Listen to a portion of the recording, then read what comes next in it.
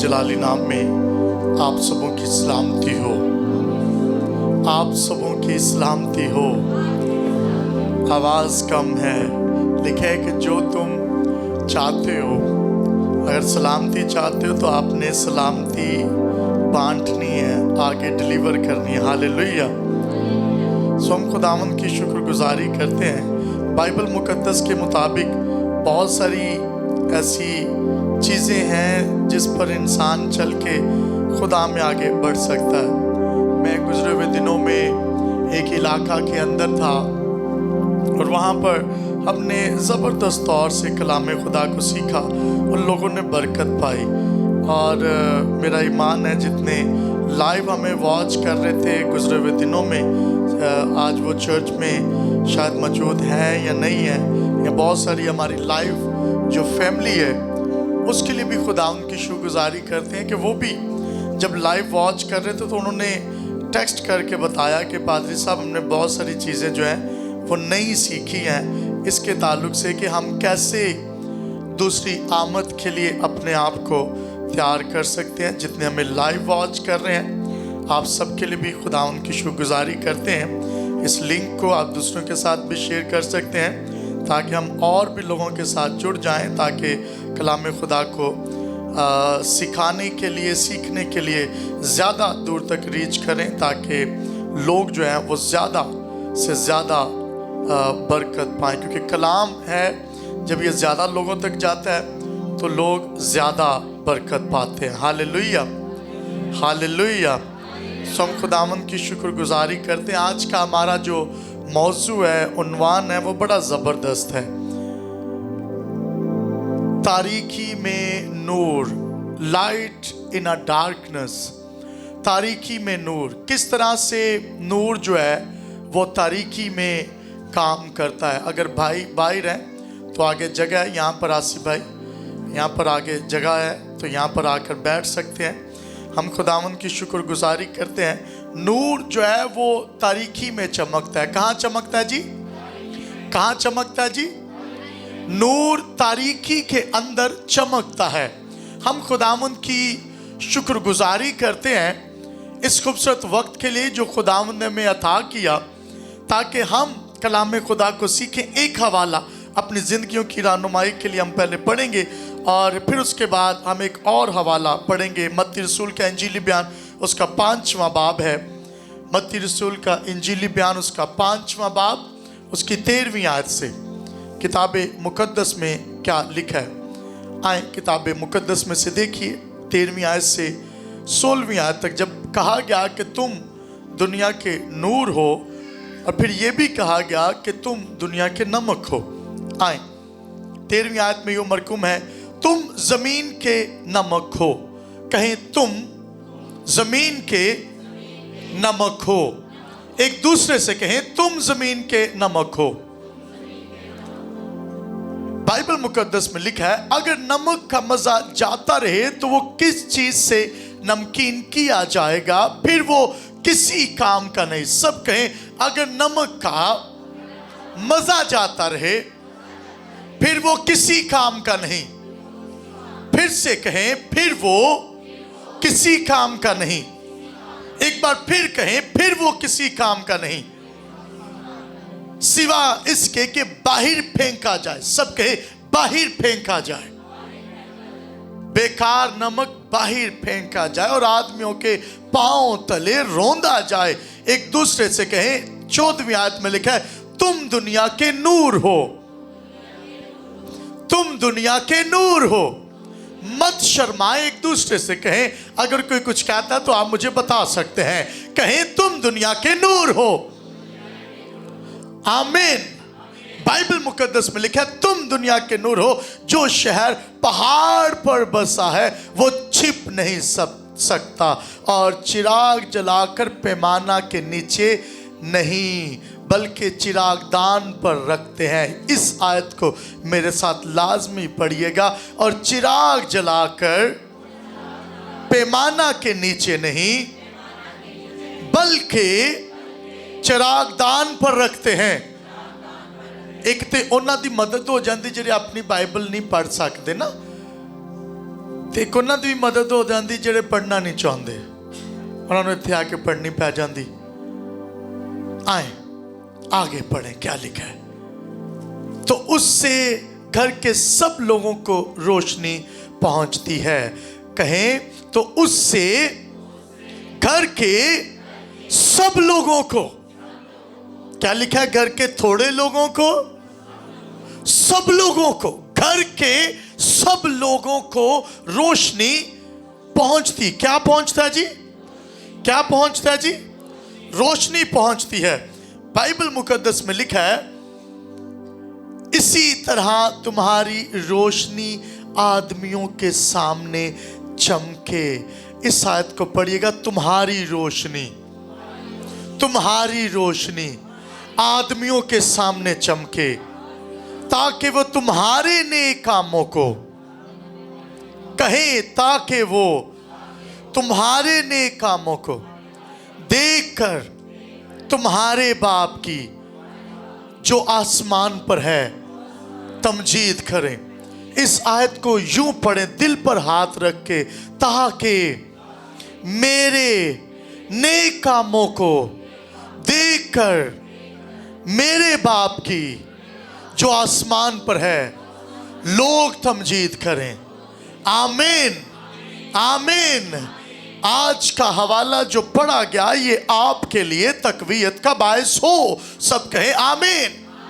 Bible मुकद्दस में जब भी हमने ये हवाला पढ़ा, एक और हवाला एक और अनाजील के अंदर लिखा है, यूहन्ना 12वें बाब के अंदर लिखा है कि मैं दुनिया का नूर होकर दुनिया में आया हूं, और जो मुझ में रहकर चलता है वो तारीकी में नहीं चलेगा। आए ये हवाला भी थोड़ा पढ़ लें ताकि हमारे लिए आसानी हो जाएगी। यूहन्ना 12वां बाब उसकी 35वीं आयत से, यूहन्ना रसूल का इंजीली बयान उसका बाब नंबर 12 और उसकी 35वीं आयत में क्या लिखा है, आए मेरे साथ देखिएगा। बाइबल मुकद्दस में 12वां बाब है, आयत नंबर जी बाइबल मुकद्दस में यूं मरकूम है, बस यीशु ने उनसे कहा, और थोड़ी देर तक नूर तुम्हारे दरमियान है।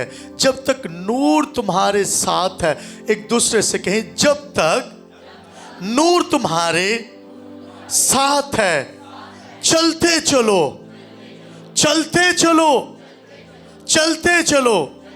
ऐसा ना हो कि तारीकी तुम्हें आ पकड़े। कहें, तारीकी तुम्हें आ पकड़े, ऐसा ना हो।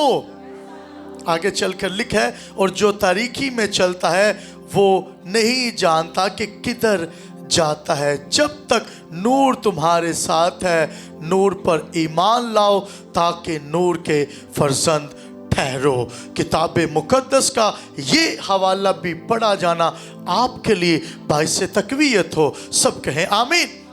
आज से पहले शायद आपने नूर के और नमक के ताल्लुक से कलाम खुदा को सीखा हो, लेकिन मैं आपको वाज़िया करना चाहता हूं कि बाइबल मुकद्दस के अंदर लफ्ज नूर जो है, ये लूका तबीब के इंजीली बयान में, यूहन्ना और मत्ती मरकुस यानी चारों अनाजील में बेशतर दफा इस्तेमाल किया गया। लेकिन ये हवाला यूहन्ना की इंजील 12वें बाब के अंदर 6 मरतबा लफ्ज नूर 3 आयात में इस्तेमाल किया गया। 6 मरतबा लफ्ज नूर और तारीकी 3 मरतबा इस्तेमाल हुआ है। और फिर यीशु ने कहा कि तुम दुनिया के नूर हो, तुम दुनिया के नमक हो। इससे पहले कि हम नूर के ताल्लुक से सीखें, मैं चाहता हूं कि थोड़ा सा वक्त हम जो पहले हवाला पढ़ा, क्योंकि 2 हवाला जात बड़े अहम है। बाइबल मुकद्दस में हम गीत भी अक्सर सुनते हैं कि तुम दुनिया के नूर हो, तुम दुनिया के नमक हो। बहुत सारे इंग्लिश में, दीगर जुबानों के अंदर जो है वो लोग इन आयात को गाते भी हैं गीत की सूरत में। नमक का मजा अगर जाता रहे, वो किस चीज से नमकीन किया जाएगा सिवाय इसके कि वो आदमियों के पांव तले रौंदा जाए, फेंका जाए और आदमियों के पांव तले रौंदा जाए। सुनिए, आप कहेंगे पादरी साहब आज के दौर में तो ऐसा नहीं होता कि नमक जो है वो आदमियों के पांव तले रौंदा जाए। अपने हवास कायम रखिएगा, इधर उधर की बातें नहीं, मैं क्या करके आया हूं, क्या करूंगा जाकर। थोड़ा वक्त खुदावंद को दें और वो आपका वक्त तब्दील करेगा। आज गौर से सुनिएगा, नमक के ताल्लुक से हिस्ट्री ये कहती है कि यहूदी जो है इनके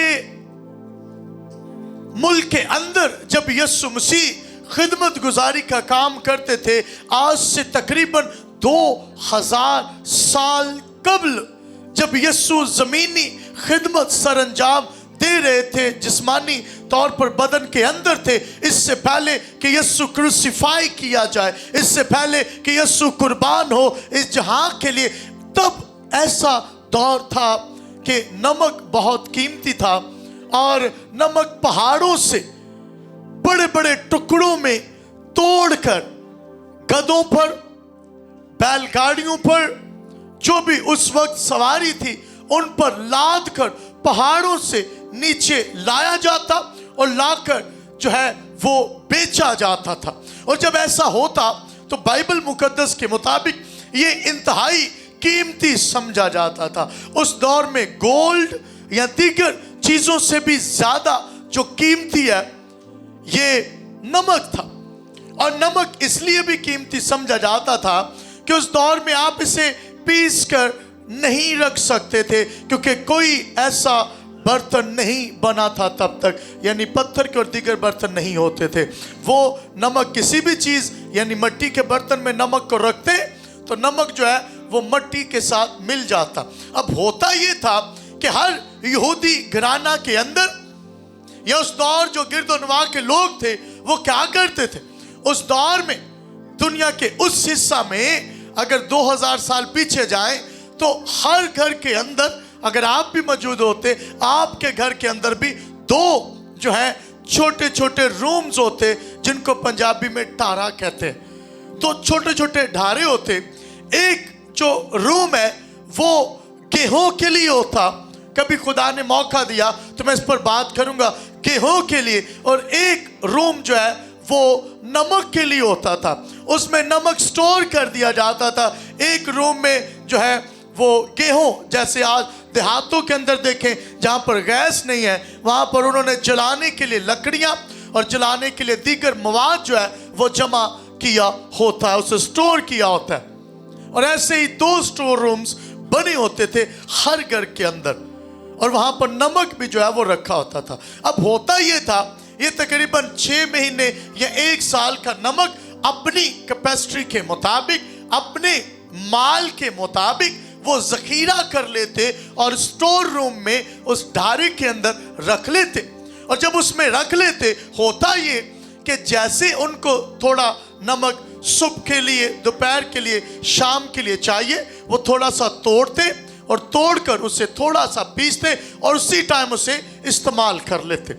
और गर्मी चूंकि उस इलाका में बहुत ज्यादा होती थी तो हर शख्स की जेब के अंदर, कपड़े के अंदर बांधकर थोड़ा सा नमक सुबह वो पीस कर अपने साथ रख लेते, ताकि जब स्वेटिंग ज्यादा होने से, जो मेडिकल रिलेटेड है वो जानते हैं, स्वेटिंग ज्यादा होने से डिहाइड्रेशन हो जाती है, यानी पानी की कमी हो जाती है, उससे मतली और दीगर यानी फीवर और दीगर चीजें आप पर अटैक कर देते हैं, आपका इम्यून सिस्टम कमजोर पड़ जाता है। तो वो नमक की एक पुड़िया बनाकर पीस कर थोड़ा सा वो अपने पास रख लेते, और जब भी वो पानी पीने लगते थोड़ा सा नमक उसमें डाल लेते और उस पानी को मिक्स करके पी लेते, ताकि जो स्वेटिंग निकल रही है, पैदल चलना है, ना एसी है, ना दीगर चीजें, ना लाइट है, तो वो इस तरह से गर्मी के मौसम में सरवाइव करते और बीमारियों से बचते थे। यीशु की जेब में भी अमूमन चूंकि सारे यहूदियों के जेब में होता था, हिस्ट्री ये कहती, तो यीशु की जेब में भी जरूर ही होती होगी, क्योंकि यीशु बहुत ज्यादा वॉक करते थे। सुने, जब ऐसा होता तो क्योंकि बर्तन नहीं है, क्योंकि मिट्टी के साथ अगर नमक पड़ा रहेगा तो ज्यादा देर पड़ा रहेगा तो वो मिट्टी को अपने अंदर जो है वो अब्जॉर्ब करना यानी जज़ब करना शुरू कर देगा। और ऐसा ही होता था। जब वो उस नमक को इस्तेमाल करते रहते, करते करते करते जब वो नमक बिल्कुल खत्म होने पर आ जाता, तो नीचे जो नमक रह जाता था, उस मट्टी वाले उस कमरे के अंदर जो नमक रह जाता था, उसमें मट्टी शामिल हो जाती थी। अगर आप तजुर्बा करना चाहते हैं तो आप थोड़ा सा नमक मट्टी पर रख कर उसे देखिएगा, वो मट्टी और नमक जो है वो थोड़े ही टाइम में एक दूसरे के साथ जो है वो चिपक जाएंगे, जुड़ जाएंगे। कहा गया तुम जमीन के नमक हो। इस आयत को दोबारा मेरे साथ बोलेगा, तुम जमीन के नमक हो। अब कहें, मैं जमीन का नमक हूं। सुनिए, मैं जमीन का नमक हूं। नमक का काम क्या है आपको पता है? नमक का काम है जायका पैदा करना, टेस्टलेस चीज को टेस्ट दे देना। नमक का काम है चीजों को गलने सड़ने से बचाना। आपने देखा होगा कि अक्सर चीजें जो है वो प्रिजर्व कर दी जाती हैं, उसमें नमक का इस्तेमाल किया जाता है स्टोर करने के लिए, ज्यादा टाइम इस्तेमाल करने के लिए।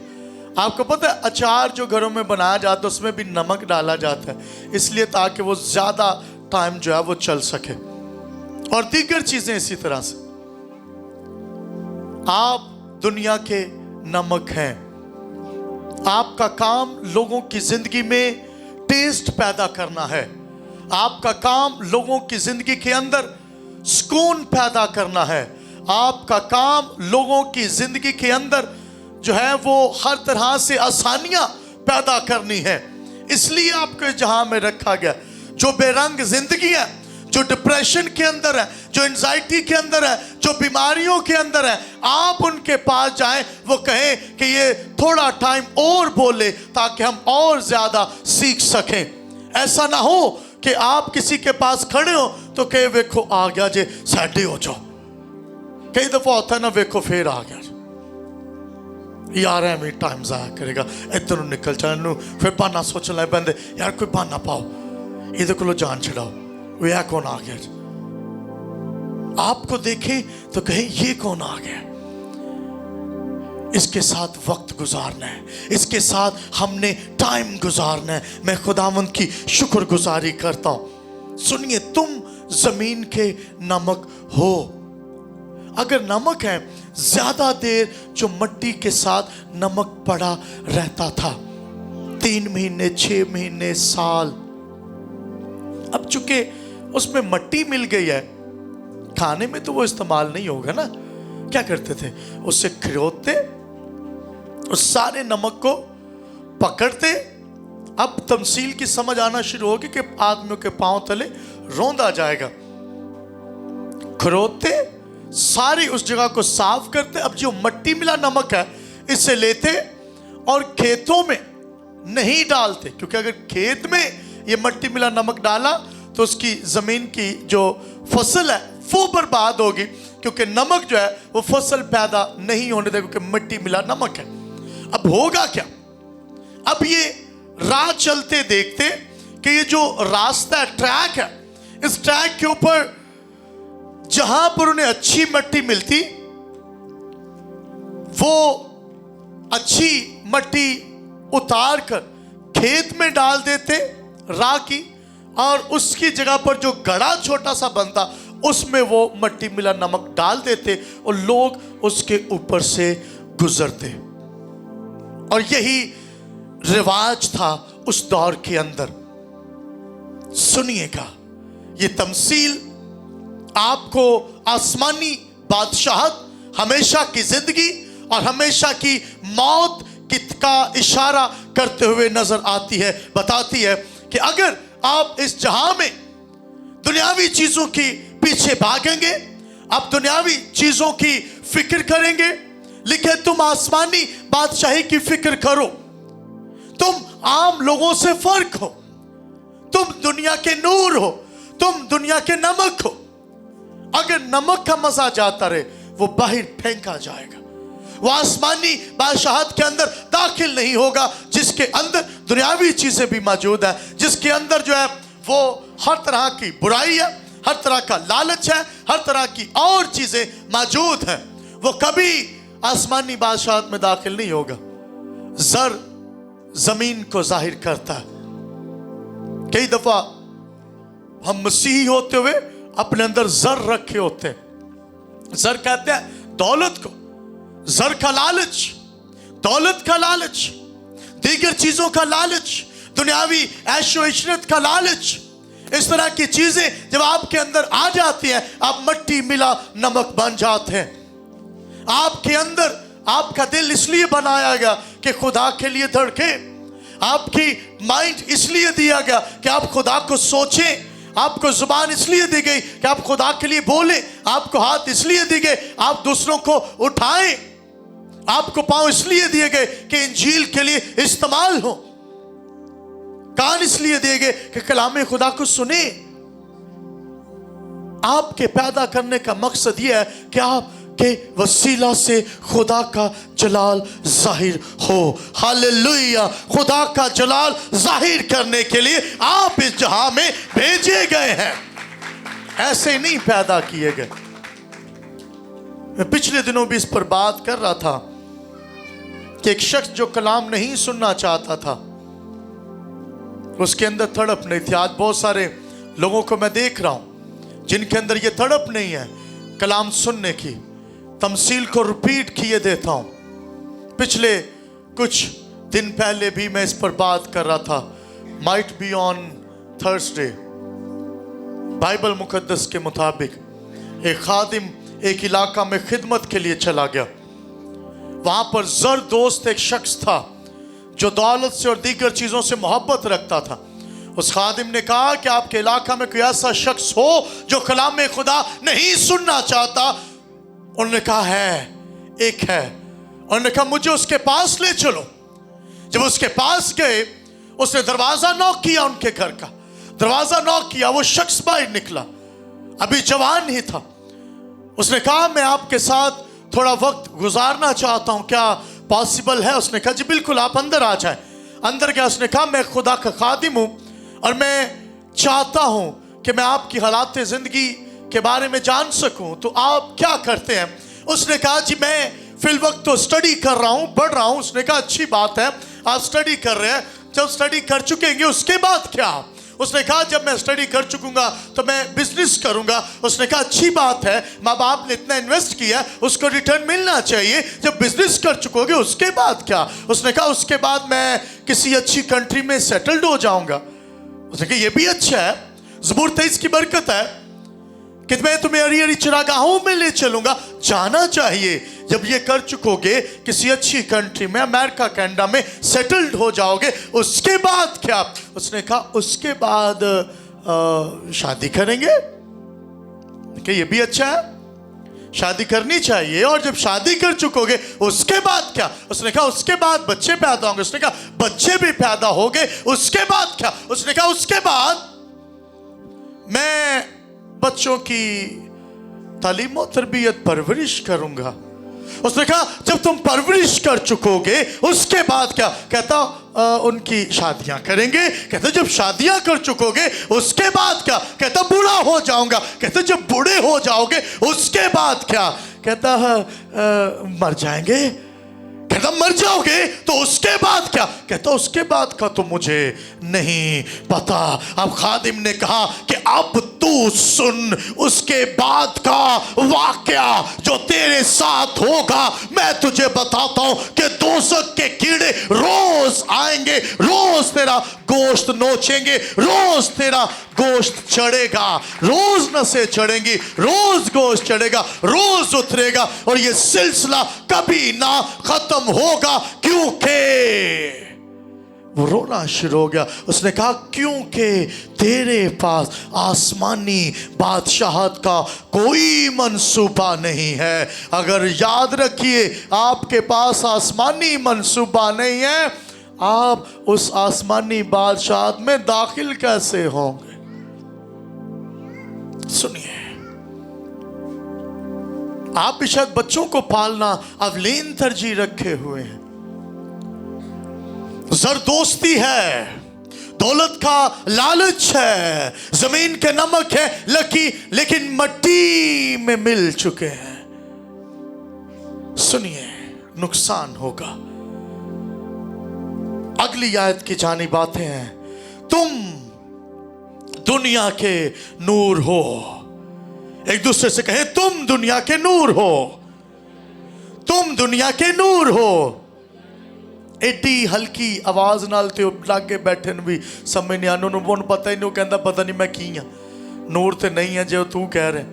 तुम दुनिया के नूर हो, तुम दुनिया के नूर हो। हालेलुया। लिखा है, जब तक नूर है चलते रहो। जब तक इन सांसों में सांस है, आप इस दुनिया में रोशनी को देख सकते हैं। चलते रहो। आपको बैठने के लिए पैदा नहीं किया गया कि आप ईमान में बैठ जाएं। बहुत सारे लोग ईमान में पैरालाइज है, वो ईमान में रुके हुए हैं। उनसे अगर पूछा जाए, भाई आपकी रूहानी जिंदगी कैसी है, और कहते हैं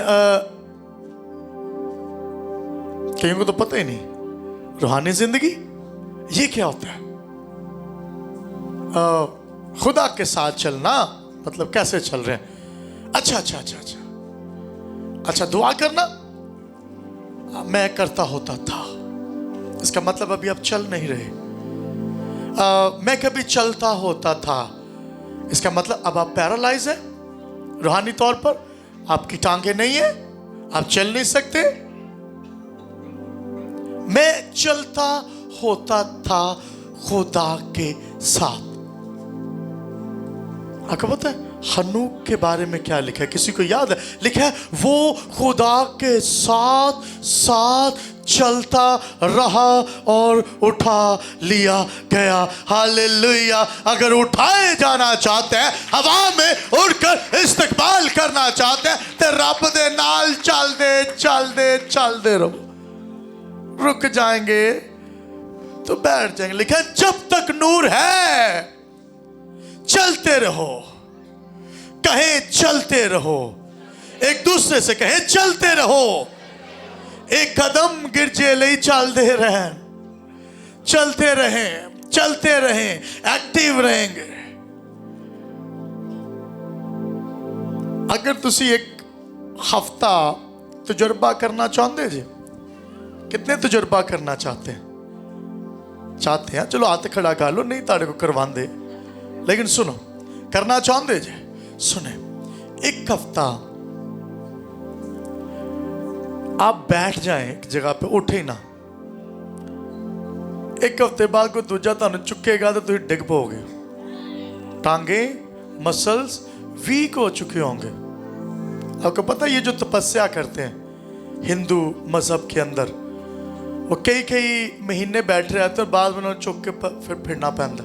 ये जो विरद करते हैं या दीगर चीज़ें करते हैं या काला जादू करते हैं, एक टांग पर खड़े हो गए, दीगर वो ऐसे तपस्याएं करते हैं जिससे वो शैतानी चीज़ों को अपने साथ इंगेज करवा सके। देखा है तुम्हारे बारे में क्या लिखा है? रुकोगे तो मैं मिलांगा या चलोगे तो मैं मिलांगा।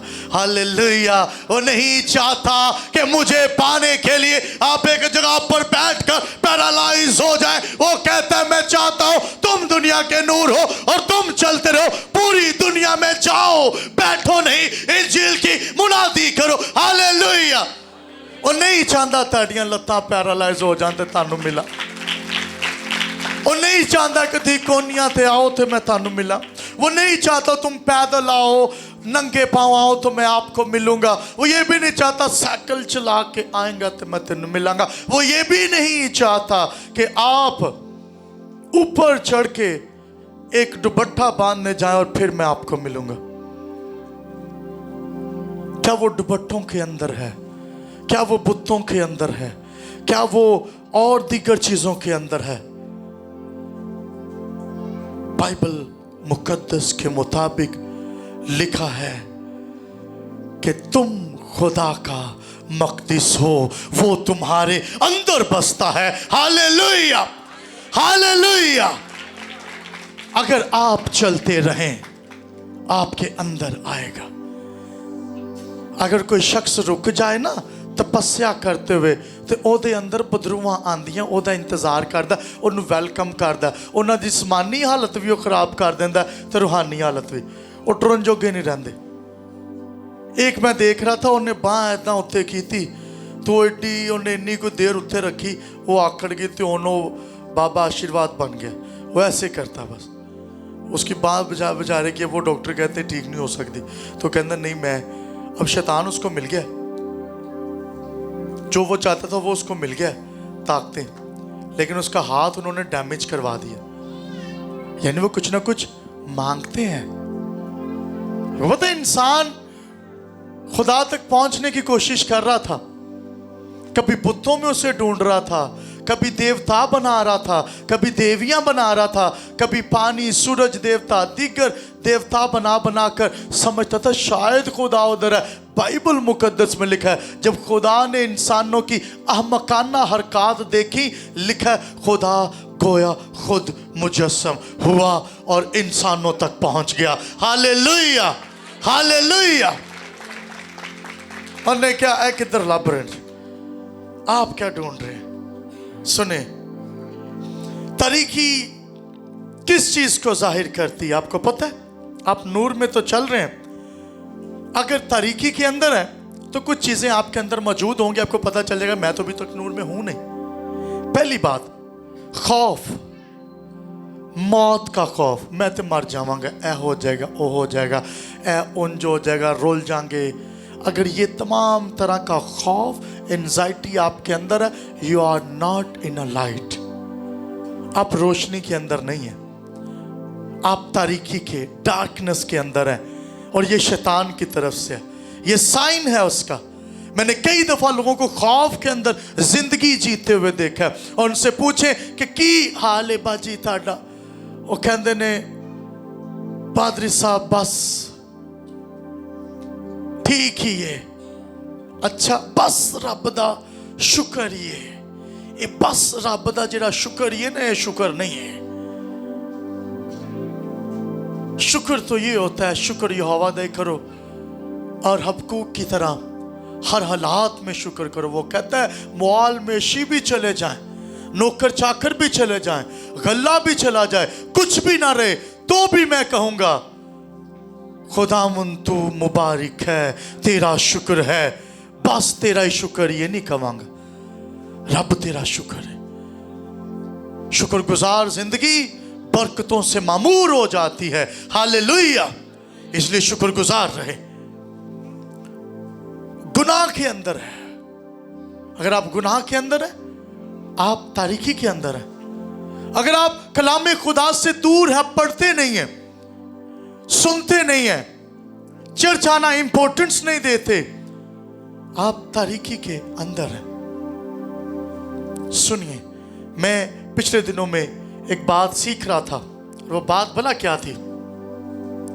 बाइबल मुकद्दस के मुताबिक पहली क़यामत में, यानी पहली दफा जब आप जी उठेंगे ना, तब यीशु आएगा।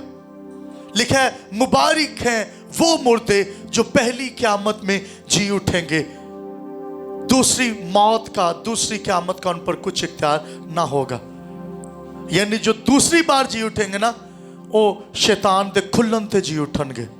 मुकाशवा में लिखा है जब इब्लीस 1000 साल बाद खोला जाएगा ना, तब वो उठेंगे, और तब जब उठेंगे ना, फिर वो जूझ मुजूझ बनकर पूरी दुनिया में तबाही फैलाएंगे और मुकद्दस शहर पर हमला करने की कोशिश करेंगे। आग और गंधक आएगी और वही उनके लिए जहन्नम बन जाएगा। क्या आप कंफर्म है कि आप हमेशा की जिंदगी में जाने के लिए, हवा में उड़कर यीशु का इस्तकबाल करने के लिए पहली बार जी उठोगे? अच्छा, गैर ईमानदार भी जी उठेंगे, लेकिन दूसरी बार में, पहली बार से सिर्फ ईमानदार उड़ेंगे। अगर आप इसके बारे में डिटेल से कलाम सुनना चाहते हैं, आप मुझे कॉल्स करके बताएंगे। आपकी कॉल इस बात की वजाहत होगी कि भाई साहब हमें इसके बारे में सिखाएं थोड़ा, कि पहली क़यामत दूसरी क़यामत की है। सुने, तुम दुनिया के नूर हो, कहें तुम दुनिया के नूर हो। नूर में चलने के लिए आपको जो नूर का पैकर है उसमें चलना पड़ेगा। हालेलुया। अगर आप यीशु में नहीं चलते तो आप नूर में चल नहीं सकते। कुछ लोग खुद साख्ता अच्छे अच्छे काम करके कहते हम नूर में चलेंगे, बड़े चंगे चंगे काम कर दे, कहते मैं तो ये करता हूँ, मैं वेलफेयर करता हूँ, मैं बड़े अच्छे काम करता हूँ, मैं तो फलां बंदे की मदद करता हूँ, मैं शादियाँ करवाता हूँ, मैं बड़े बड़े अच्छे काम करता हूँ, दयकियाँ देता हूँ, दिए देता हूँ, रोज़े रखता हूँ, लेकिन मैं शायद यीशु के साथ उस तरह से नहीं चल रहा। बहुत सारे लोग कहते काम भी इबादत ही है, काम काम है, इबादत इबादत है। मैं पिछले दिनों यशाया नबी का सहीफा उसका बाब नंबर 58 पर कलाम खुदा की मुनादी करने का मुझे मौका मिला, तो मैं वहाँ पर सुना रहा था, अगर तुम मेरे दिन को पाक मानोगे, कोई काम ना करोगे, कोई कारोबार नहीं करोगे, मेरे दिन में कोई अपनी खुशी नहीं करोगे, तो मैं थानू दुनिया दिया बुलंदियां ते लै चलांगा। आप ही कोशिश कर करके जाना चाहते रब दे दिन च अपनियां खुशियां, रब दे दिन च अपने काम, रब दे दिन दे विच और दीगर चीज़ें जो है वो अरेंज कर लेते हैं। हाँ आप कर सकते हैं, लेकिन 2 घंटे खुदा को दे हैं। 2 घंटे, मैं तो अभी थोड़ी देर पहले आया हूँ तो औरत दे घंटे नूं गिरजा मुक्कन वाला ते आधा घंटा दिता। बहुत सारे लोग यीशु को भी इस तरह से टाइम देते, तो कहते 10 बजे आना है, वो टाइम नाल पहुंच जाता है, आप भी लेट। सुने, यीशु के साथ चलेंगे तो आप नूर में चलेंगे। नूर में चलने के लिए नूर पर भरोसा रखना पड़ेगा, और बाइबल मुकद्दस के मुताबिक यीशु पर भरोसा रखना पड़ेगा। अगर आप नूर बनना चाहते हैं, नूर पर चलना चाहते हैं, ट्रस्ट इन जीसस, यीशु पर भरोसा रख के चलना पड़ेगा।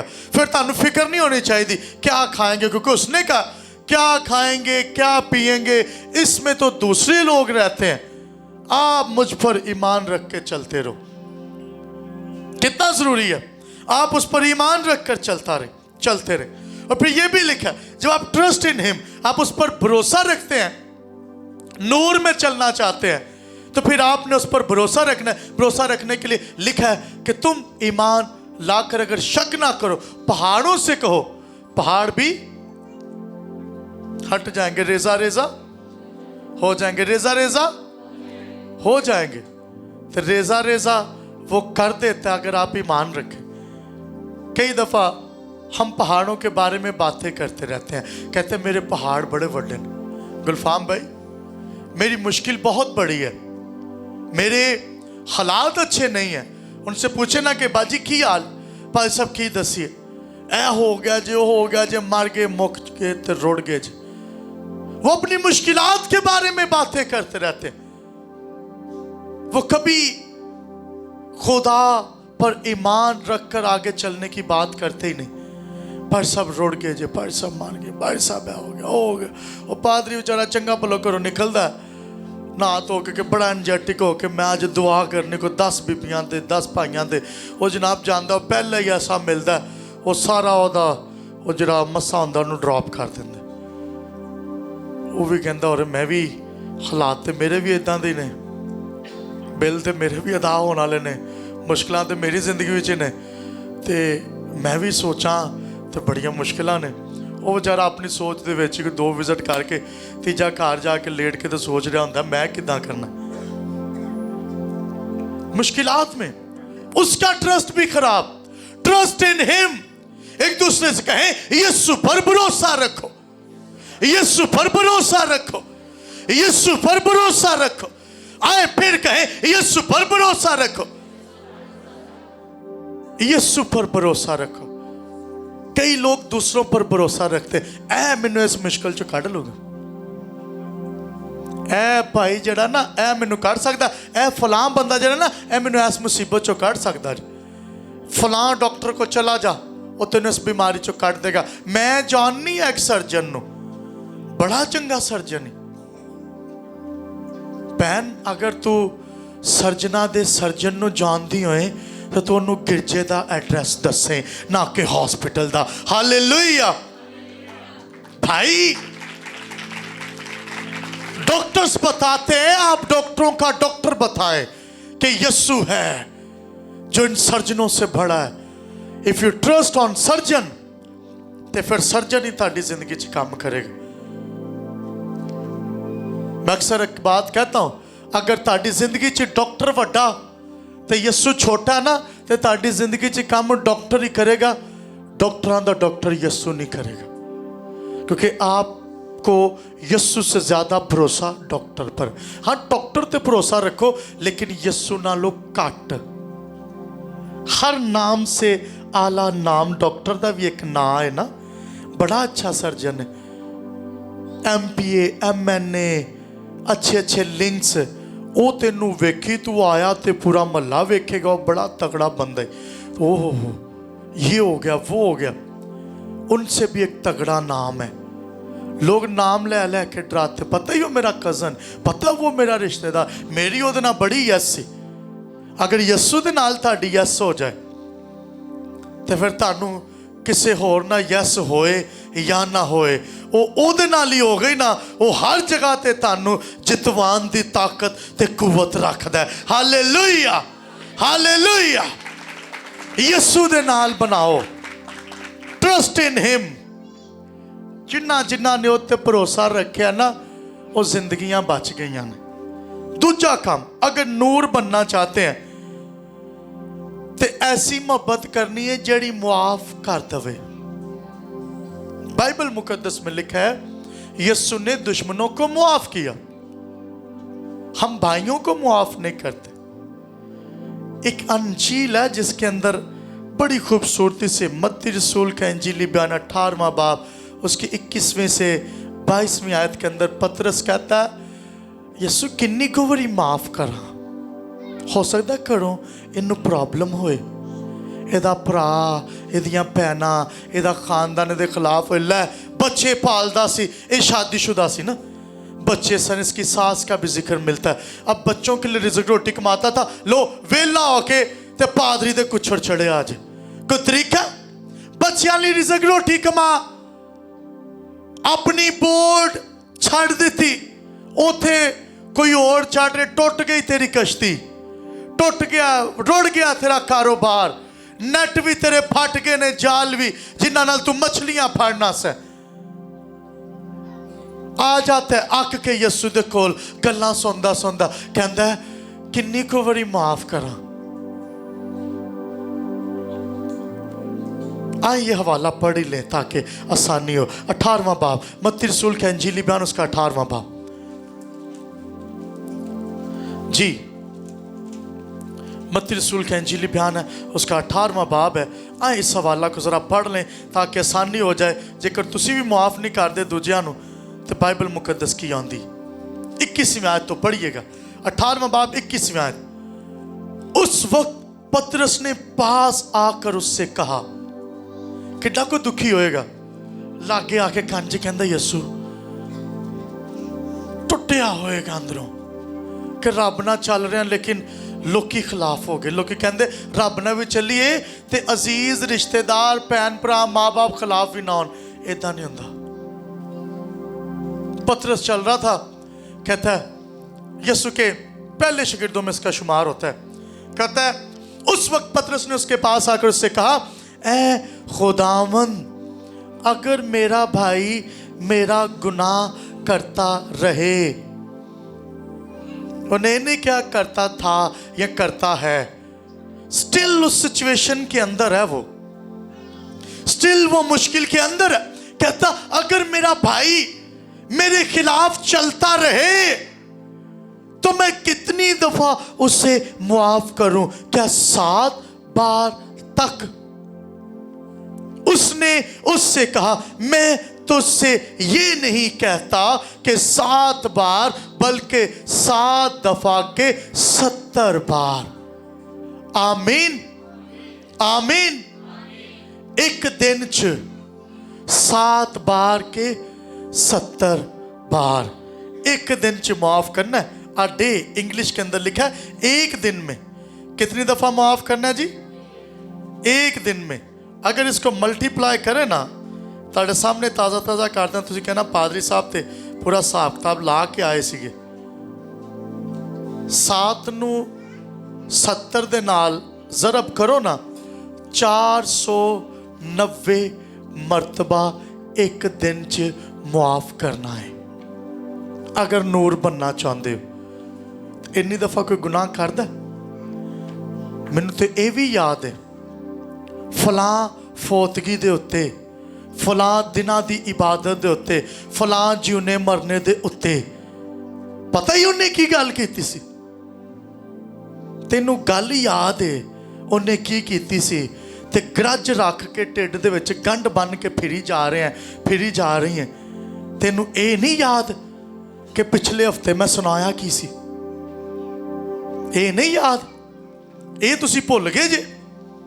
ते ये तुहानू याद है फलां ने 10 साल पहले की सुनाया सी, उत्थे केड़ा केड़ा बैठा सी, केड़ा सूट पाया सी, टाइम केड़ा सी। अरे भाई, अरे बहन, आप कहां पर खड़े हैं? यीशु ने इन चीजों के लिए भरने के लिए तो आपको कहा ही नहीं। ताडे बुवे ते कोई शख्स या कोई औरत आए ते इंज अपने घर दा कूड़ा उन्हें छापर दे विच चक्किया होए, घुमा के ते इंज सुट्टे ताडे वेड़े दे विच सुट्टे, ते की करोगे? की करोगे? की करोगे? रख लोगे? सजा के रख लियो, बेड दी साइड टेबल ते रख लियो, गिफ्ट ही है ना। आप समझते हैं वो कचरा है, उसको बेड की साइड टेबल पे रखेंगे? भाई रजाक, नहीं, नहीं रखेंगे। हम समझते हैं। भाई फरियाद बैठे हैं, भाई नवीद, रखेंगे आप? नहीं रखेंगे। फिर वो शख्स आए, अगले दिन फिर वो आकर फेंक दे, आप रखेंगे? दूसरा तीसरा चौथा बंदा आ जाए और रखेंगे? आप क्या कहेंगे? वो कचरे को क्या करेंगे? बाहर फेंकेंगे, उसके साथ झगड़ा करें या उसे मुआफ करें। बाइबल कहती है मुआफ करें। आप क्या करेंगे? आप उस कचरे को उठाकर बाहर फेंकेंगे, कहेंगे लो अपना कूड़ा मैनू दे दिता सो, अपना कचरा घर दा जेड़ा ओदे अंदर सी वो कट के ते मैनू दे दिता सो। आपके साथ कहीं ना कहीं जिंदगी के अंदर यही हो रहा है। वो ओदे अंदर जो गंद है ना वो कट के तानू देगा ते तुसी ओनू चुक्की फिरना बोझ नू। लो जी आ ते मैनू फलां ने गिफ्ट दिता, गिफ्ट खोल के ते वहा। फिर लोग कहते वेख्या ही उन्हें मैनू यह आख्या सी, उन्हें तो एक बारी आख्या सी भैन भरा, तू तो 10 बारी अपने आप आप ही बुरा कह लिया। यीशु ने क्या तू शाही का इन्हां दा फिरका है ते तू कह रहा उन्हें जो मैनू आख्या सी मैं वो हाँ। उन्हें कहा सी तू कदी कामयाब नहीं होएगा, ये गल 10 साल नहीं भुलनी तानू।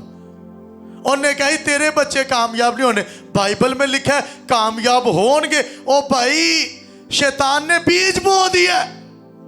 अब तुम कलाम की बात को पीछे और उस शख्स की बात जो कहता है कि तू नहीं कामयाब हो सकता अगे लैके टुरदा रहेगा तो वाकई नाकाम हो जाएगा, क्योंकि तू तो कलाम नाल भरन लई पैदा किया गया। तेनू शैतान ने बीज अपना कोई बंदा भेज के इस्तेमाल किया तो तू वही उहदे पिछे लग गया। ये हालात है ए दुनिया दे नूर जे ते अपने अंदर जरा बुराई रखी फिर दे। दाऊद कहता है अगर मैं दिल में बदी रखता तो खुदा मेरी ना सुनता।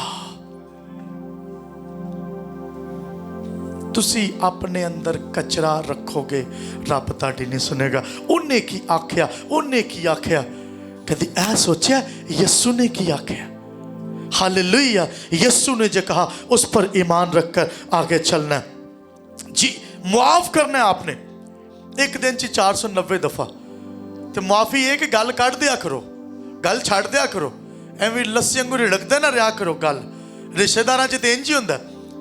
ये पता नहीं किन्ने लफ्ज़ जिहड़ा ना शरीक पा दिता रिश्तेदारां च, भरावां दे विच ओह भरा हुंदे ने, शरीक नहीं हुंदे। बहनें बहनें होती हैं, शरीक नहीं होती। अजीज अजीज होते हैं, चाचे ताए मामे पुपियां, ये शरीक नहीं है। ये हर आपके दुख गम खुशी में शरीक होते हैं। सुने, इन रिश्तों की वैल्यू समझे, कदर समझे। अमन का शहजादा आया, सुलह का शहजादा आया, तो अगर किसी नाल कोई नाराजगी हैगी जी अगला महीना बड़ा डाढ़ा जे की करना है। अमन दा शहजादा आया। जब हम हालते गुनाह में थे, मसीह ने साढ़े लिए एक चंगा काम किया तो निजात लिए साढ़े खातर मुआ। अगर कोई किसी को गलती हो गई या ताड़े को हो गई, हो सकता अगले कोई हो गई, भाई तुसी बड़े अच्छे जे सारे, अगले ने ताड़े ना गलत किया, लेकिन तुसी माफ़ी मांग लो, उसको मुआफ़ कर दें। अगर कोई माफ़िया मांग रहा है, आप एक अच्छा सा बॉल तैयार करें स्वीट का, उन्नी कोई शुगर पाओ जिन्नी को बर्दाश्त करे। कई दफ़ा खंड जी शुगर भी बढ़ा देंदी, ठीक है, उन्ना कोई मिठा पाया करो, अगले दी शुगर बढ़ा के करता बेड़ा नहीं पाना। थोड़ा सा अच्छा सा कुछ बना के उसके घर पर चले जाए भाई। कई दफ़ा भी होंगे जो लै जाओ तो कहते ने लो ये कुछ कर लिया अजे, ये भी तो होंगे ना, लो इनू हुण कुछ लभा नहीं ते मिठा कुछ लैके आया जे, ऐ ना खाई, मैनू उन्हें मना किया सी। ये भी तो होंगे ही है ना। चलो उन्होंने घर जाके क्यों भाई तू ए पैसे फड़ तो अपनी मर्जी की कोई मिठाई मंगा ला, हाँ तेन ये भी ना शक रहे कि मैं कुछ कर रहा, क्यों मैनुअल भाई। सो ये भी एक शक है ना लोगों में आजकल। खादा की सी उन्हें खवाया सी, उस तो बाद ते भाई मेरी तबीयत ऐदा हो गई पादरी साहब, ऐ ही खादा सी, वो साडे घर ही आई सी, घर ही आया सी, साडे घर दे बाहर मसरां दी दाल जे, जनाब दे बूहे दे अगे कोई मसरां दी दाल छो सुट गया, उंज कोई बच्चे का कोई छापड़ डिग पिया आना ही कोई, कहती पादरी साहब मसरां दी दाल से। डरती नहीं है, लेकिन खैर हम हंस रहे थे तब भी ऐसे ही। मैं क्या किन्नी बारी कहते दूजी तीजी बारी हो गया, मैं क्या मसरां दी दाल है, खुदा खैर करे हैं, तो कुछ भी नहीं लिखा है, जादू तवीज साडे उत्ते नहीं हो चलदा। हालेलुया, तुम सांपों और बिच्छुओं को कुचलोगे। हालेलुया, ईमान रखने वाले लोग हैं आप, एवं निके निके ना होया करो, माफ करो दूसरों को, और फिर तब्दील होना है। आखिरी पॉइंट है तब्दील होना है। तब्दीली तकाजा करती है कि हर हालात में तब्दील होना है। तब्दीली ये नहीं है कि थोड़े वक्त लिए तब्दील हो जाओ तो फिर जो मुश्किल आए, हाँ चंगे लाता च बड़ा चंगा ईमान है तो माड़े लाता ही तब्दील होके ईमान है था टप्या, फ्लाइट जो है ना वो लैंड हो गई आपके ईमान की।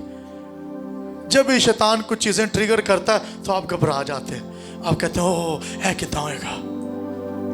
मुझे याद है हम परसों तरसों शायद कहीं बैठे थे, एक इबादत में शायद बैठे थे, और मैं अपनी माँ जी के साथ बात कर रहा था कि हम लैया से भाई इमैनुअल के घर दावत थी, डिनर था, उसमें बैठे थे। तो मैंने इनको बताया, मैंने कहा कि ये लैया गए, तो ये मुझे बताया था। मैं कहा मैं भी लैया गया था, और हम वापस आने लगे तो हम जिस गाड़ी के साथ मेरी बुकिंग थी, मैंने उनसे कहा जी मैं शादी की गाड़ी में ऐसा है कि लैया से फैसलाबाद तक शादी की गाड़ी में ट्रैवल करूंगा, मैं फैसलाबाद चूंकि आपने आना है वहां से आप मुझे पिक कर लीजिएगा। वो कहते जी ठीक है। मैंने कहा ठीक है। अब हुआ ये कि शादी की गाड़ी पर आने से पहले तक वो गाड़ी का रोड में एक्सीडेंट हो गया। उसका एक्सीडेंट हुआ, और जब वो हमारे पास पहुंचे से अड्डे च खलोते फैसलाबाद ते आए ते भाई पट्टियां होइयां, डिंगे चिब्बे सारे लोग। मैं क्या कि कीता जे, कहंदे शुक्र है तुसी साडे नाल नहीं बैठे, अब पिछे ते साडा एक्सीडेंट हो गया सी ते गड्डी उल्ट गई ते असीं पट्टियां करवा के ते अगे आए। मैं क्या खुदावंद तेरा शुक्र हो। हालेलुया। किस तरह वो आपकी हिफाजत करता है। मेरी ज़िंदगी में बड़ी लिविंग टेस्टमनीज़ हैं मेरी ज़िंदगी की। आसिफ भाई जानते हैं, हम एक जनाजा पढ़ा के आ रहे थे बाइक पर कब्रिस्तान से वापस, तो मैं क्या आसिफ भाई ब्रेक ला दो, इन्होंने एक दम ब्रेक लाई तो उतों एयर कूलर आंधी चल रही थी, वो सीधा साढ़े अगे थे टिका। वो किसी ने बाहर कोई तीजी मंजिल से खिड़की ते लाया सी प्लास्टिक का, तो पानी ना भरिया होया। मैं क्या आसिफ भाई रहना कुछ नहीं सी, एवं मेरे दिल की गल। मैं क्या ब्रेक लगा दे, ब्रेक लगाई तो सीधा एयर कूलर थले। मैं क्यों किधरों आया। ये भी होता है, आपकी फिक्र करता है। तूफानों में, हर तरह के हालात में जब आप ये ईमान रख लेते ना, वो मैनू कढ़ लेगा, फिर वो तानू बर वक्त बल्कि वक्त आने तो पहले आगाह करके तुहानू बचा लैंदा अगर तुसी ओदी आवाज़ सुनना जानते जे। जब तुहानू पता ही ना हो अंदरों आवाज़ आए और रुक जा, तुसी कहना नहीं नहीं जान दो गड्डी। तो आसफ भाई का सिर बिल्कुल वो कोई 1 सेकंड तक रह गया सी।